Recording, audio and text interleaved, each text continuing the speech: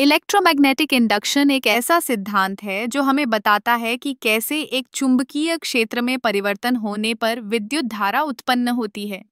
इसे सबसे पहले माइकल फैराडे ने 1821 में खोजा था।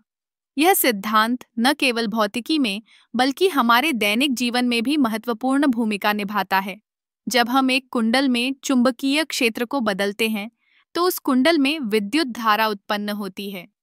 इसे फैराडे के नियम के माध्यम से समझा जा सकता है।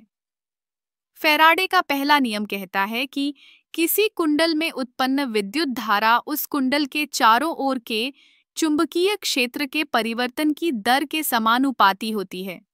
इसका मतलब है कि जितनी तेजी से चुंबकीय क्षेत्र बदलता है, उतनी ही अधिक विद्युत धारा उत्पन्न होती है। अब अगर हम इसे एक उदाहरण से समझें, तो मान लीजिए कि आपके पास एक साधारण कुंडल है और आप उसके चारों ओर एक स्थिर चुंबकीय क्षेत्र रखते हैं। यदि आप इस चुंबकीय क्षेत्र को तेजी से बदलते हैं, तो कुंडल में एक विद्युत धारा उत्पन्न होगी।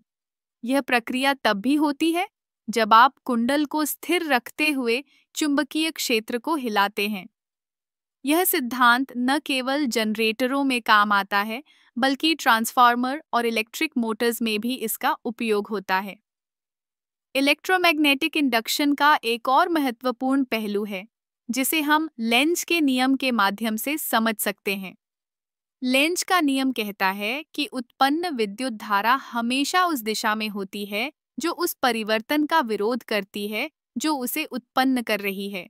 इसका मतलब है कि यदि आप किसी कुंडल में विद्युत धारा उत्पन्न कर रहे हैं, तो वह चुंबकीय क्षेत्र के परिवर्तन का विरोध करेगी। यह सिद्धांत ऊर्जा संरक्षण के सिद्धांत के साथ भी जुड़ा हुआ है।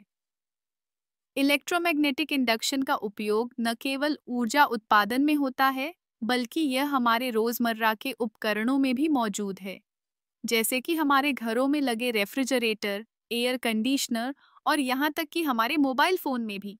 इन सभी उपकरणों में इलेक्ट्रोमैग्नेटिक इंडक्शन का उपयोग किया जाता है ताकि हम ऊर्जा को कुशलता से उपयोग कर सकें। इस सिद्धांत का एक और दिलचस्प पहलू ये है कि यह न केवल विद्युत ऊर्जा उत्पन्न करता है, बल्कि इसे संग्रहित करने की प्रक्रिया में भी मदद करता है।